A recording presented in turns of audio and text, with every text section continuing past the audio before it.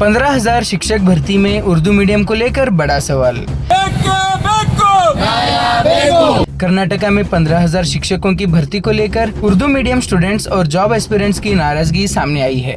टीपू क्रांति सेना का आरोप है कि जीपीएसटीआर, एचएसटीआर और पीएसटीआर सीईटी एग्जाम में क्वेश्चन पेपर सिर्फ कन्नड़ा और इंग्लिश में दिया जा रहा है, जबकि उर्दू मीडियम कैंडिडेट्स के लिए उर्दू में भी क्वेश्चन पेपर होना चाहिए। टीकेएस ने 15,000 शिक्षक भर्ती में उर्दू मीडियम स्कूल्स को भी समान अवसर देने और खाली पड़े हुए उर्दू मीडियम टीचर पोस्ट को भरने की मांग की है। इस मुद्दे को लेकर अन्याय निलिसी बेंगलुरु चलो के नारे के साथ प्रोटेस्ट का ऐलान किया गया है।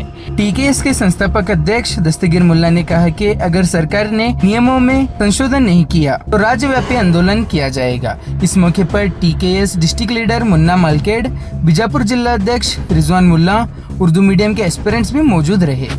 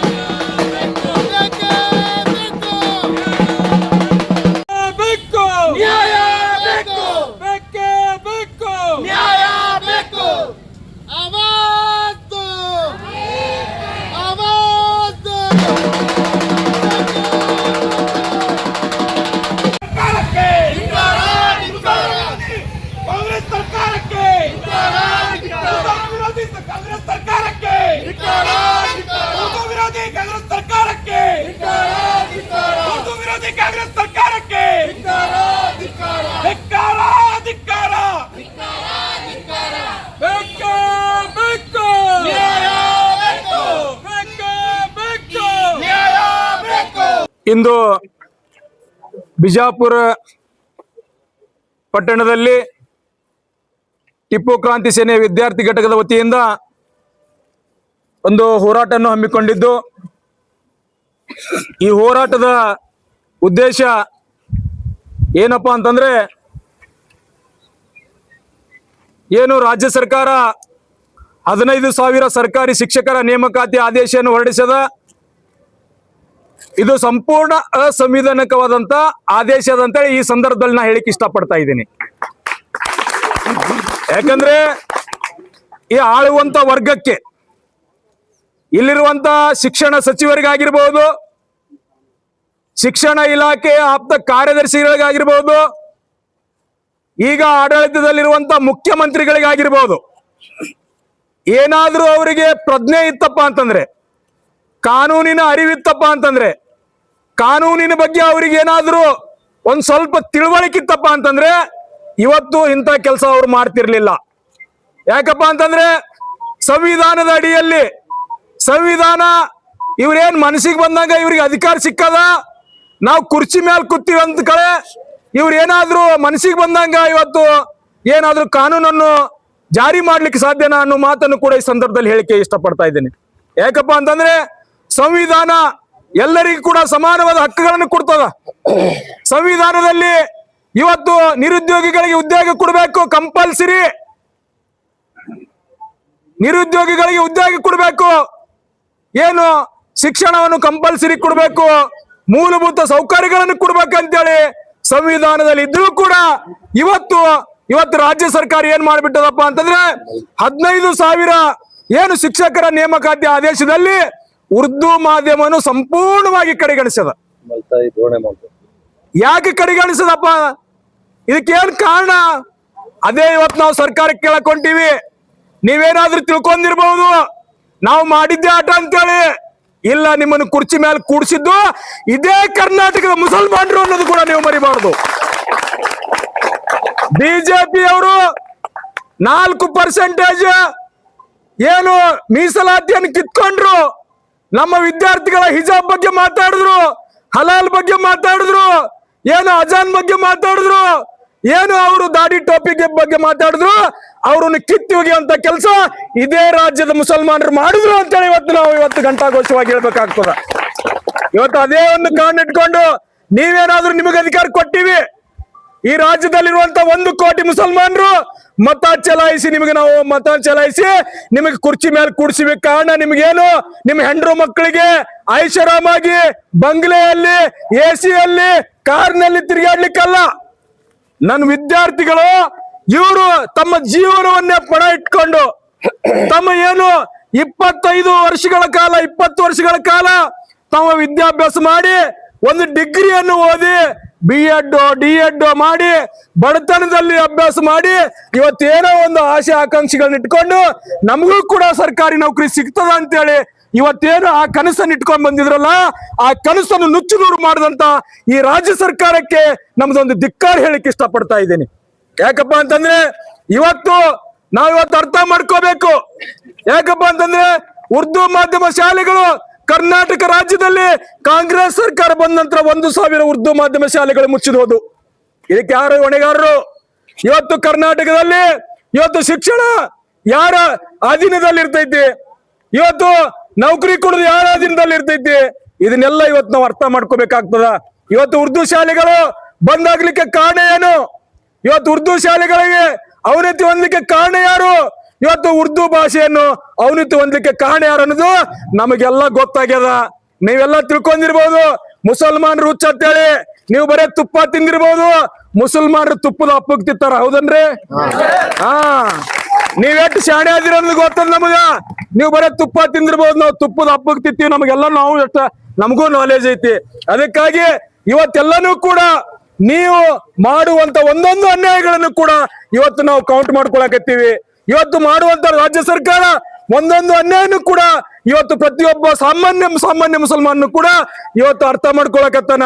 ಇವತ್ತು ನಮ್ಮ ವಿದ್ಯಾರ್ಥಿಗಳಿಗೆ ಇವತ್ತು ಶಾಲೆ ಕಲಿತು ಕೂತಂತ ಏನು ಅವರಿಗೆ ಏನು ಅನ್ಎಂಪ್ಲಾಯ್ಸ್ ಅದಾರ, ಅವ್ರು ನಿರುದ್ಯೋಗಿಗಳದಾರ, ಅವ್ರಿಗೆ ಉದ್ಯೋಗ ಕೊಡುವಂತ ಕೆಲಸ ಸರ್ಕಾರ ಮಾಡ್ಬೇಕಾಗಿತ್ತು.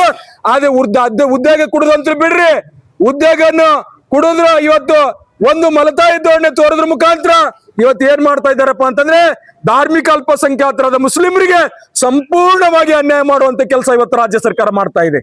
ಇವತ್ತು ನಾವು ಅರ್ಥ ನಾವು ಒಂದ್ ರೀತಿ ವಿಚಾರ ಮಾಡ್ಕೋತೋದ್ರೆ ಇವತ್ತು ಧಾರ್ಮಿಕ ಅಲ್ಪಸಂಖ್ಯಾತರಾದ ಮುಸಲ್ಮಾನರದು ಇವತ್ತು ಯಾವ ರೀತಿ ಇದೆ, ರಾಜ್ಯದಲ್ಲಿ ಯಾವ ರೀತಿ ಬದುಕ್ತಾ ಇದ್ದಾರಪ್ಪ ಅಂತಂದ್ರೆ ಯಾವುದೇ ಸರ್ಕಾರಿ ಸೌಲಭ್ಯಗಳು ಸಿಗ್ತಾ ಇಲ್ಲ, ಮಕ್ಕಳಿಗೆ ಸ್ಕಾಲರ್ಶಿಪ್ ಸಿಗ್ತಾ ಇಲ್ಲ, ಇದು ಇವತ್ತು ಮೀಸಲಾತಿಯಲ್ಲಿ ಅವರಿಗೆ ಸೀಟ್ ಸಿಗ್ತಾ ಇಲ್ಲ, ಮೀಸಲಾತಿಯಲ್ಲಿ ಅವ್ರಿಗೆ ಡೊನೇಷನ್ ಇಲ್ಲದೆ ಅವರಿಗೆ ಏನು ಅಡ್ಮಿಷನ್ ಸಿಗ್ತಾ ಇಲ್ಲ. ಇವತ್ತು ಅಂತ ಪರಿಸ್ಥಿತಿಯಲ್ಲಿ ನಮ್ಮ ಶಿಕ್ಷಣ ಅದು ಇವತ್ತು ಹೇಳ್ತಾರೆ ರಂಗನಾಥ್ ಮಿಶ್ರಾ ಆಯೋಗ, ಸ್ವಚ್ಛಾರ್ ಕಮಿಟಿ, ಅದ್ರ ಪ್ರಕಾರ ಇವತ್ತು ಮುಸಲ್ಮಾನರು 70% ಇವ್ರು ಏನ್ ಮಾಡ್ತಾರಪ್ಪ ಅಂತಂದ್ರೆ SSLC ವರೆಗೆ ಓದಿ ಮತ್ತೆ ಮನೆಗೆ ಬರ್ತಾರ, SSLC ಮೇಲೆ ಹೋಗಂಗಿಲ್ಲ ಅಂತೇಳಿ. ಯಾರ್ ರಿಪೋರ್ಟ್ ಇದು? ನಾವೇನ್ ಹೇಳಿದ್ದೇವೆ ನಿಮ್ಗೆ ರಿಪೋರ್ಟ್ ಇದು ತಯಾರು ಮಾಡಂತೇಳಿ?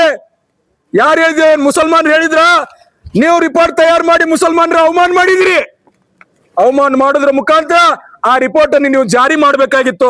ನಿಜವಾಗ್ಲೂ ಕೂಡ ನಿಮ್ಗೇನಾದ್ರೂ ಮಾನವೀಯತೆ ಇತ್ತು, ನಾಚಿಕೆ ಮಾನ ಮರ್ಯಾದೆ ಇತ್ತಪ್ಪ ಅಂತಂದ್ರೆ ನೀವು ಸ್ವಚ್ಛಾರ್ ಕಮಿಟಿ ಮತ್ತು ರಂಗನಾಥ್ ಮಿಶ್ರಾ ಆಯೋಗನ ನೀವು ಜಾರಿ ಮಾಡ್ಬೇಕಾಗಿತ್ತು.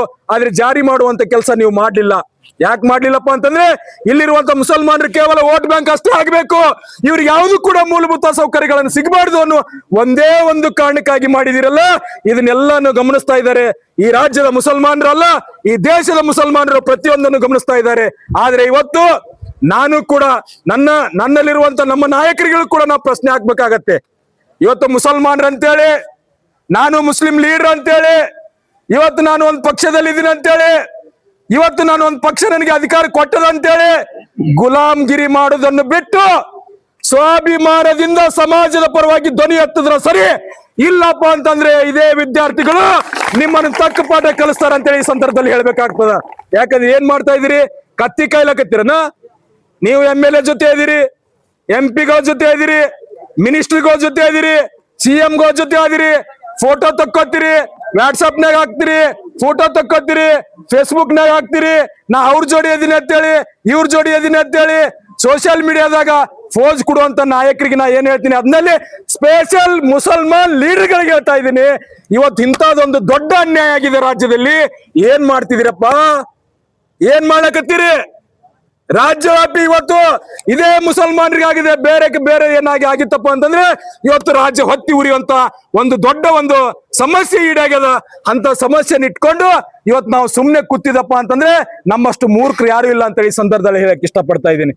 ಇವತ್ತು ಇದು ಒಂದೇ ಅಲ್ಲ, 2014ರಿಂದ ಟಿಪ್ಪು ಕ್ರಾಂತಿ ಸೇನೆ ವಿದ್ಯಾರ್ಥಿ ಘಟಕ 2014ರಿಂದ ಉರ್ದು ಸಲುವಾಗಿ ಸತತವಾಗಿ ಹೋರಾಟ ಮಾಡಿದೆ, ವಿಧಾನಸೌಧ ಮುತ್ತಿಗೆ ಹಾಕಿದೆ, ಟೌನ್ ಹಾಲ್ ಮುಂದೆ ಹೋರಾಟ ಮಾಡಿದೆ, ಜೈಲ್ ಕೂಡ ಅನುಭವಿಸಿದೀವಿ, ಜೈಲಿಗೆ ಕೂಡ ಹೋಗಿ ಬರುವಂತ ಕೆಲಸ ಇದೇ ಟಿಪ್ಪು ಕ್ರಾಂತಿ ಸೇನೆಯ ನಾವು ನಾಯಕರುಗಳು ಮಾಡಿದೀವಿ. ಕಾರಣ ಯಾಕಪ್ಪ ಅಂತಂದ್ರೆ ಉರ್ದು ಅನ್ನು ಈ ಕರ್ನಾಟಕ ರಾಜ್ಯದಲ್ಲಿ ಉಳಿಸ್ಬೇಕಂತೇಳಿ, ಉರ್ದು ಉಳಿಸ್ಬೇಕಂತೇಳಿ. ಬೇರೆ ರಾಜ್ಯಗಳಲ್ಲಿ ಪದವಿ ಪೂರ್ವ ಶಿಕ್ಷಣ ಉರ್ದು ಮಾಧ್ಯಮದಲ್ಲಿ ಸಿಗತ್ತೆ, ಆದ್ರೆ ಕರ್ನಾಟಕದಲ್ಲಿ ಯಾಕೆ ಸಿಗಂಗಿಲ್ಲ? ಕರ್ನಾಟಕದ ಎಜುಕೇಶನ್ ಸಿಸ್ಟಮ್ ಈ ಭಾರತ ದೇಶದ ಸಂವಿಧಾನ ಬಿಟ್ಟಿದೆಯಾ? ಸಂವಿಧಾನದ ಅಡಿಯಲ್ಲಿ ಇವತ್ತು ಕರ್ನಾಟಕದಲ್ಲಿನೂ ಕೂಡ ಇವತ್ತು ಶಿಕ್ಷಣದ ಇಲಾಖೆ ಇವತ್ತು ಕಾರ್ಯನಿರ್ವಹಿಸ್ತಿರ್ಬೇಕಲ್ಲ.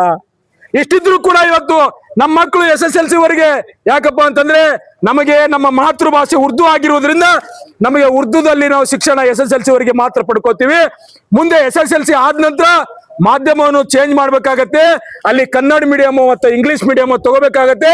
ವಿದ್ಯಾರ್ಥಿಗಳು, ನಮ್ಮ ಮುಸ್ಲಿಂ ವಿದ್ಯಾರ್ಥಿಗಳು ಏನಾಗ್ತದಪ್ಪ ಅಂತಂದ್ರೆ ಭಾಷಾ ಮಾಧ್ಯಮ ಗೊಂದಲದಿಂದ ಇವರು ಉತ್ತೀರ್ಣ ಆಗಿದೆ ಅಂದ್ರೆ PUC first year second year ನಲ್ಲಿ ಪಾಸ್ ಆಗದೆ ಮಿನಿಮಮ್ 70ರಿಂದ 80% ಮಕ್ಕಳು ಮನೆಗೆ ಬರ್ಬೇಕಾಗತ್ತೆ. ಬಂದ್ ಏನ್ ಮಾಡ್ಬೇಕ್ರಿ? ಮತ್ತೆ ಫುಟ್ಪಾತ್ ಮೇಲೆ ಬಾಜಿಪಾಲ ಮಾಡ್ಬೇಕು, ಫ್ರೂಟ್ ಮಾಡ್ಬೇಕು, ಗ್ಯಾರೇಜ್ ಕೆಲಸ ಮಾಡ್ಬೇಕು, ಗುಜರಿ ಕೆಲಸ ಮಾಡ್ಬೇಕು, ಮತ್ತೆ ಗಾರೆ ಕೆಲ್ಸಕ್ಕೆ ಹೋಗ್ಬೇಕು, ಕೂಲಿ ಕೆಲಸನೇ ಮಾಡ್ಲಿಕ್ಕೆ ನಮಗೆ ಈ ರೀತಿ ಒಂದು ಅನ್ಯಾಯ ಆಗ್ತಾ ಇದೆಯಲ್ಲ.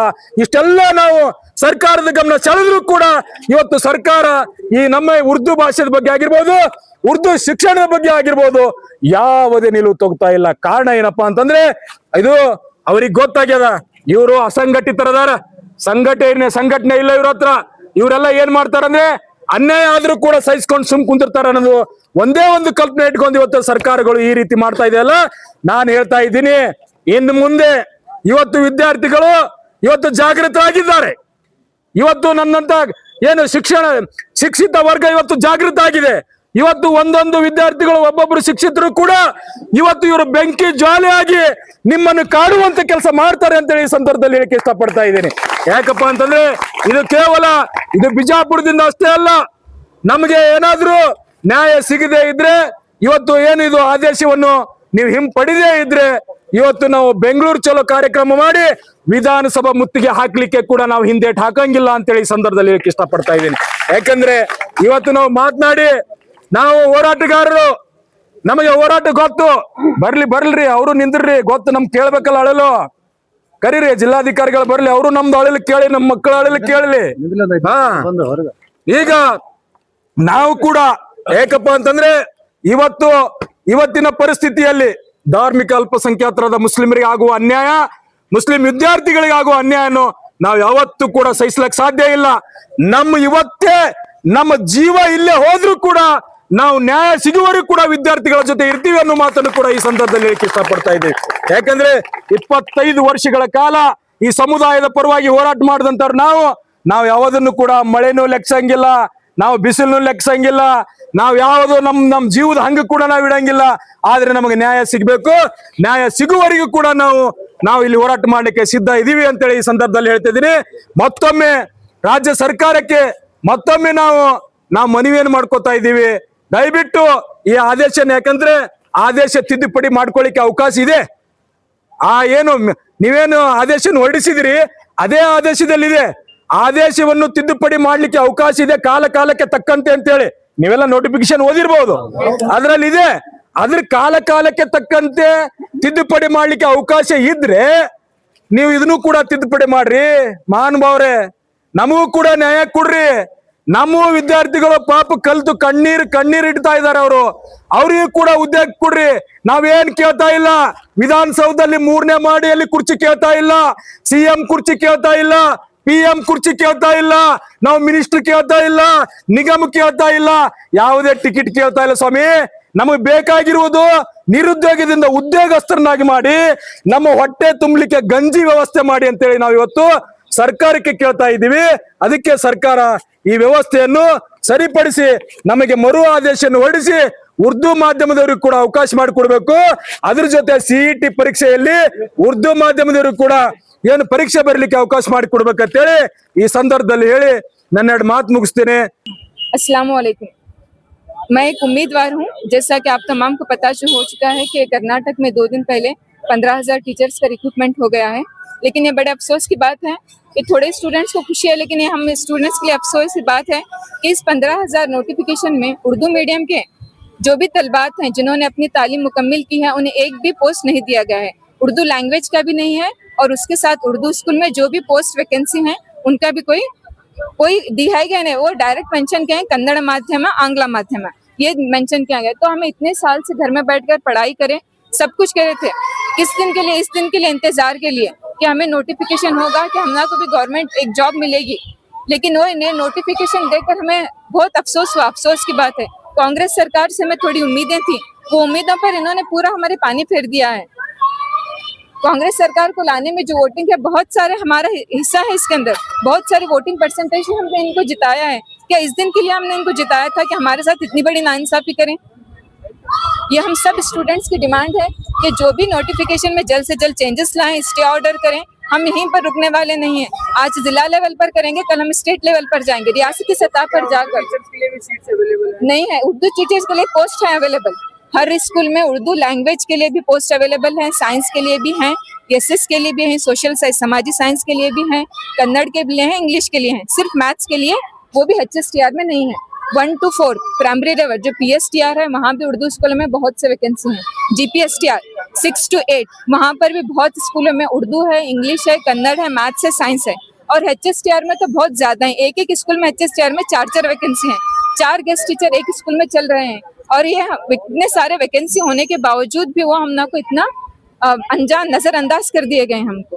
इतिहास में पहली बार हो रहा है कि नोटिफिकेशन में पहली बार उर्दू वालों को पूरी तरह से हाँ सर पहली बार हुआ है। इससे पहले कभी नहीं हुआ था। तो आने वाले दिनों में आपकी मांगे पूरी नहीं होंगे तो आप क्या रास्ते अपनाने वाले हैं? हमें तो सर पहला रास्ता यही है कि हमारे रियासती सतह पर जाकर हम चीफ मिनिस्टर से बात करें। पूरे कर्नाटक के उम्मीदवार जो भी उम्मीदवार हैं वो वहाँ पर जमा होंगे इंशाल्लाह, और वहाँ पर हमें हमारी बात जो सीएम है हमारे DK शिव कुमार उनके सामने हमारी बात हम रखेंगे।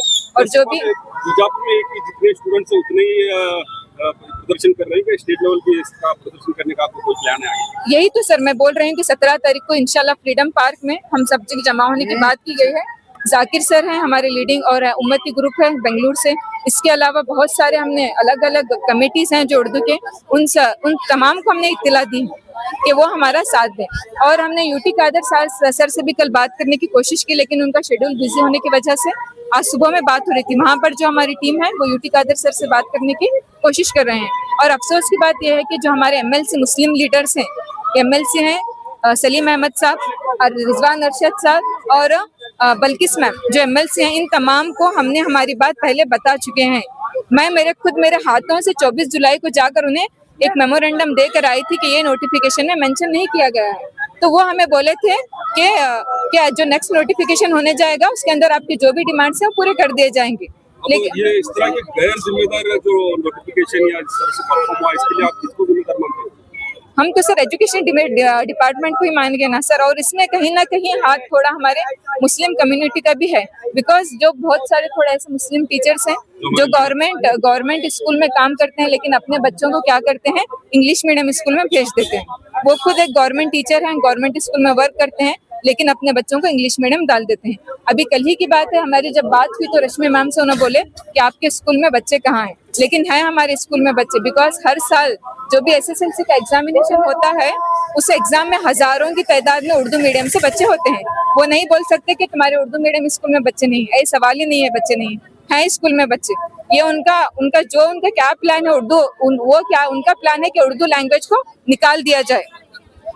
क्यों बोल रहे हैं क्यों कहाँ इस्तेमाल की जाती है ये लैंग्वेज, ऐसा बोल रहे हैं। लेकिन हमारी जबान पूरे दुनिया में इस्तेमाल की जाती है, लाखों की तादाद में लोग इसे बोलते हैं। कर्नाटक में ही लाखों की तादाद में लोग इस जबान को बोलते हैं और ये हमारी मादरी जबान है। हम इसको ऐसे ही नहीं छोड़ देंगे। इस नोटिफिकेशन के बारे में जो 15,000 सीट में आप जो उर्दू के लिए पूरी जगह दी है, ये पहले से आपको थोड़ा अंदेशा था या नोटिफिकेशन आने के बाद में आपको? पहले से ही अंदेशा था सर। हमें जो पहला जो नोटिफिकेशन आया था जुलाई 18 या 20 तारीख को जो पहला एक रूल भेजे थे वो कि वो रूल को हम ना को टाइम भी देते कि अगर इस में आपको कोई भी ऑब्जेक्शन है तो आप ऑब्जेक्शन फाइल कर सकते हैं। उसकी तारीख 29 जुलाई तक थी, तो हम पूरे मिलकर ऑब्जेक्शन फाइल किए थे। उस दिन सर 24 जुलाई को हम कर्नाटक के अलग अलग जिले से बेंगलुरु कर पहुंचे थे। बेंगलुरु कर पहुंचकर हमने बताया था कि HSTR में उर्दू पोस्ट नहीं है, दूसरे पोस्ट थे लेकिन उर्दू पोस्ट को नहीं दिया गया है HSTR GPSTR में। तो वो हमें बोले थे कि नेक्स्ट जो भी नोटिफिकेशन होता, फाइनल नोटिफिकेशन, उसके अंदर हमें दिया जाएगा आपको मौका, ये हमें बोलकर भेजे थे। और जो भी और ये क्या करे थे पता है आपको, पेपर 3 पेपर होते हैं हमारे HSTR होंगे GPSTR के 3 पेपर्स रहते हैं, जिसमें पेपर 3 में हमें 100 मार्क्स उर्दू लिखने का रहता है। तो वो जो पेपर में क्या करे थे, वो उर्दू निकाल कर हमें 50 मार्क्स कन्नड़ और 50 मार्क्स इंग्लिश में लिखना बोले थे। लेकिन हालांकि हम इंग्लिश और कन्नड़ पेपर फर्स्ट में लिख के रहते, वो उर्दू निकाल कर पूरा कन्नड़ और इंग्लिश में कर देते। तो ये भी मुद्दा लेकर हम उनके पास गए थे, तो वो सब हमारे बोलकर वो अभी तो क्या करें, वो पेपर 3 ही निकाल दिए हैं। जो लैंग्वेज का पेपर था वो पूरा टोटल निकाल के MCQ कर दिए हैं। पेपर 1 और पेपर 2 दोनों भी क्या है MCQ बेस पर रख दिए गए हैं। जो सरकार जो है उर्दू स्कूल और उर्दू स्कूल के टीचर्स को लेकर जो बर्ताव कर रही है, इसको लेकर आने वाले दिनों में कहीं ना कहीं उर्दू स्कूलों की जो हालत देखी जा रही है, उसकी भी हालत बहुत गंभीर है। उसको लेकर आप क्या बोलेंगे? यही तो, इस हालत को बचाने के लिए, इस गंभीर हालत को अच्छा करना हमारे हाथों में है। ये गंभीर हालत की जिम्मेदार कहीं ना कहीं हम भी हैं, हमारा भी इसमें कोई ना कोई हाथ है। तो इस गंभीर हालत को अच्छा बनाने के लिए हमें सबको एकजुट होना चाहिए। हम स्टूडेंट का ही मसला नहीं है, सिर्फ उम्मीदवारों का, पूरी कम्युनिटी का मसला, इसको समझें और सभी हमारा साथ दें। बीबी आसिया दौलत कुटु। ಕಾನೂನಂತೆ ಕಾನೂನು ಸರ್ಕಾರಂತೆ ಸರ್ಕಾರ ಸರ್ಕಾರಂತೆ ಸರ್ಕಾರ ಈ ಕಾಂಗ್ರೆಸ್ ಸರ್ಕಾರಕ್ಕೆ ಮುಸ್ಲಿಂ ವಿರೋಧ ಸರ್ಕಾರಕ್ಕೆ ಮುಸ್ಲಿಂ ವಿರೋಧ ಸರ್ಕಾರಕ್ಕೆ ಉರ್ದು ಶಾಲಿ ವಿರೋಧಿ ಕಾಂಗ್ರೆಸ್ ಸರ್ಕಾರಕ್ಕೆ ಉರ್ದು ಶಾಲಿ ವಿರೋಧಿ ಕಾಂಗ್ರೆಸ್ ಸರ್ಕಾರಕ್ಕೆ ಉರ್ದು ಶಾಲಿ ವಿರೋಧಿ ಕಾಂಗ್ರೆಸ್ ಸರ್ಕಾರಕ್ಕೆ ಉರ್ದು ಶಾಲಿ ವಿರೋಧಿ ಕಾಂಗ್ರೆಸ್ ಸರ್ಕಾರಕ್ಕೆ ಉರ್ದು ವಿರೋಧಿ ಕಾಂಗ್ರೆಸ್ ಸರ್ಕಾರಕ್ಕೆ ಉರ್ದು ವಿರೋಧಿ ಕಾಂಗ್ರೆಸ್ ಸರ್ಕಾರಕ್ಕೆ ಧಿಕ್ಕಾರ ಧಿಕ್ಕಾರ ಧಿಕ್ಕಾರ ಧಿಕ್ಕಾರ ಬೇಕೇ ಬೇಕು ಬೇಕೇ ಬೇಕು ಉರ್ದು ಮಾಧ್ಯಮ ವಿದ್ಯಾರ್ಥಿಗಳ ಜೀವನ ಜೊತೆ ಚೆಲ್ಲಾಟ ಆಡಿದ ರಾಜ್ಯ ಸರ್ಕಾರಕ್ಕೆ ಜಯ ನಮ್ಮದೆಂದು ಈ ನಾವು ನೇರಿಷ್ಟ ಈ ಪ್ರಶ್ನೆ ಕೇಳುವುದು ನಮ್ಮ ರಾಜ್ಯ ಸರ್ಕಾರಕ್ಕೆ. ನಮ್ಮ ರಾಜ್ಯ ಸರ್ಕಾರ ಮೈನಾರಿಟಿ ಪರವಾಗಿದೆ ಅಂತ ಹೇಳ್ತಾ ಇದೆ. ಏನ್ ಮಾಡ್ತಾ ಇದೆ ಮೈನಾರಿಟಿ ಪರವಾಗಿ? ನಮ್ಮ ಲೀಡರ್ಸ್ಗಳು ಮತ್ತೆ ಇನ್ನೊಂದು ನಾನು ವ್ಯಕ್ತಿಗಾಗಿ ಟೀಕೆ ಯಾರಿಗೆ ಮಾಡ್ತೀನಿ, ನಮ್ಮ ಮುಸ್ಲಿಂ ಕಾಂಗ್ರೆಸ್ ಒಳಗೆ ಲೀಡರ್ಗಳು ಇರುವಂತವ್ರಿಗೆ, ಯಾಕಪ್ಪ ಕಾಂಗ್ರೆಸ್ದಾಗ ಬರ್ತಿದ್ರು ನೀವು, ಓಟ್ ಹಾಕ್ರಿ ಈಗ ನಮ್ಮ ವಿದ್ಯಾರ್ಥಿಗಳು ಬೀದಿಗಿಳಿದಾರೆ. ನಮ್ಮ ವಿದ್ಯಾರ್ಥಿಗಳು ಉದ್ಯೋಗ ಇದು ನೋಟಿಫಿಕೇಶನ್ 15,000 ಪೋಸ್ಟ್ ಗಳಲ್ಲಿ ಒಂದು ಉರ್ದು ಮೀಡಿಯಂ, ಒಂದು ಟೀಚರ್ಸ್ ಇಲ್ಲ. ಇವರು ಮೂಲ ಉದ್ದೇಶ ಏನಾಗಿದೆ, ಉರ್ದು ಮಾಧ್ಯಮವನ್ನು ಮುಚ್ಚಬೇಕು. ಈ ಮುಸಲ್ಮಾನರು ಎಜುಕೇಶನ್ ಇದು ಏನು ಶಿಕ್ಷಣವಂತರಾಗಬಾರ್ದು. ಆ ಉದ್ದೇಶಕ್ಕಾಗಿ ಈ ನೀತಿಯನ್ನು ಕಾಂಗ್ರೆಸ್ ಮಾಡ್ತಾ ಇದೆ. ಈ ಕಾಂಗ್ರೆಸ್ ಸರ್ಕಾರಕ್ಕೆ ಧಿಕ್ಕಾರವನ್ನು ಕೂಗುತ್ತಾ ನಾನು 2 ಮಾತನ್ನು ಮುಗಿಸ್ತೇನೆ. बहुत दूर नहीं है कि उर्दू टोटली कर्नाटक की सरजमीन से खात्मे का सिलसिला शुरू हो चुका है। ये कोई कौम करने की जरूरत नहीं है, ये हम और आप जो कि रहबरी करते हैं। कांग्रेस गवर्नमेंट बीजेपी कर रहे हैं, कांग्रेस कर रहे, वो बात अलग है। यहाँ पे टोटली जिसके ऊपर हम यकीन करते हैं वही कौम ये उर्दू मीडियम के लोगों के साथ बहुत ही नाइंसाफी यहाँ पर इन्होंने क्या है इंसाफी बरता है। टोटल यहाँ पर 15,000 पोस्टों में चुल्लू भर पानी में डूब कर मरने का मुकाम है। हमारी कौम को चाहिए कि इसके खिलाफ आवाज उठाएं। हम अगर आवाज न उठाएं, हम उर्दू रोजी रोटी कमाने का एक जरिया हम बनाए बैठे हुए हैं। असातिज़ा कराम यहाँ उर्दू की खातिर मेहनत कर रहे हैं। अगर हम आवाज अगर नहीं उठाएंगे, वो वक्त दिन वो दूर नहीं है जब हम हमारे ही सामने उर्दू को तबाह बर्बाद होती हुई देखने के लिए देखना मौका नसीब होगा। माहिरीन कहते हैं वो किसी कौम को अगर मिटाना चाहते हैं तो उसकी मादरी जबान को मिटा दो, तबाह बर्बाद हो जाएगी वो कौम। जब उसकी मादरी जबान से छीन लिया जाता है तो उस कौम को तबाह बर्बाद होने के लिए देर नहीं लगती।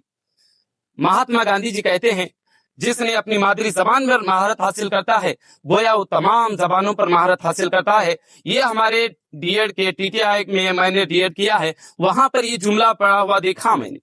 तब से मैंने सोचा क्यों न मादरी जबान में हम तालीम हासिल करते हुए इस कौम को भी आगे हम बढ़ाते चलें।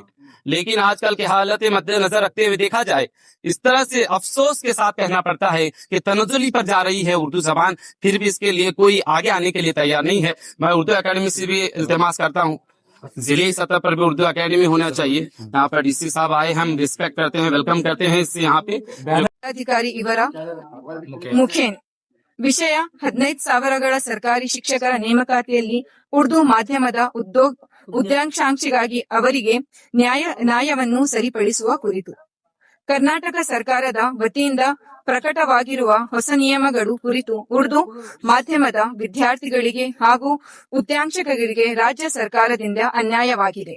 ಜಿಪಿಎಸ್ಟಿಆರ್, ಎಚ್ಎಸ್ಟಿಆರ್ ಮತ್ತು ಪಿಎಸ್ಟಿಆರ್ ಹುದ್ದೆಗೆ ಸಿಇಟಿ ಪರೀಕ್ಷೆಯಲ್ಲಿ ಕನ್ನಡ ಮತ್ತು ಇಂಗ್ಲಿಷ್ ಭಾಷೆಯಲ್ಲಿ ಮಾತ್ರ ಪ್ರಶ್ನೆ ಪತ್ರಿಕೆ ನೀಡುವ ನಿರ್ಧಾರ ಮಾಡಲಾಗಿದೆ. ಉರ್ದು ಭಾಷೆಯಲ್ಲಿರುವ ಪ್ರಶ್ನೆ ಪತ್ರಿಕೆಯನ್ನು ನೀಡಬೇಕಾಗಿತ್ತು. ಇಲ್ಲದೆ ಸೋಮವಾರ 15 ಶಿಕ್ಷಕರ ಹುದ್ದೆಗಳಲ್ಲಿ ಕನ್ನಡ ಮತ್ತು ಆಂಗ್ಲ ಮಾಧ್ಯಮದ ಶಾಲೆಗಳಿಗೆ ಅವಕಾಶ ನೀಡಲಾಗಿದೆ. ಉರ್ದು ಮಾಧ್ಯಮದ ಶಾಲೆಗಳನ್ನು ಕಡೆಗಣಿಸಲಾಗಿದೆ. ಉರ್ದು ಮಾಧ್ಯಮದ ಶಾಲೆಗಳಲ್ಲಿ ಸಾವಿರಾರು ಶಿಕ್ಷಕರ ಹುದ್ದೆಗಳು ಖಾಲಿದ್ದವೆ.